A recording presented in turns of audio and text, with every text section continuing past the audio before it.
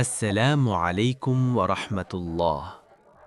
প্রিয় দিনী ভাই ও বোনেরা, সারা দিনের সিয়াম শেষে যখন সূর্য অস্ত যায় তখন আসে ইফতারের সেই বরকতময় মুহূর্ত।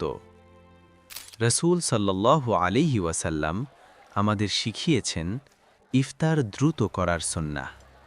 তিনি বলেছেন, মানুষ ততদিন কল্যাণের উপর থাকবে যতদিন তারা ইফতার তাড়াতাড়ি করবে।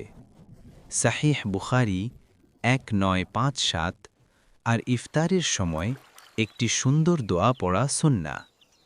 রাসূল সাল্লাল্লাহু আলাইহি ওয়াসাল্লাম ইফতার করার সময় বলতেন, যাহাবাল লামাউ ওয়াবতাল্লাতিল উরুকু ওয়া সাবাতাল আজরু ইনশাআল্লাহ। অর্থ, তৃষ্ণা দূর হল, শিরাগুলো সিক্ত হল এবং ইনশাআল্লাহ সওয়াব নিশ্চিত হল। সুনান আবু দাউদ 2357। তাই রমজানের এই মুহূর্তে ইফতার করো খেজুর বা পানি দিয়ে, আর আল্লাহ কাছে দোয়া করো, কারণ রোজাদারের দোয়া এই সময়ে ফিরিয়ে দেওয়া হয় না। আল্লাহু আকবার।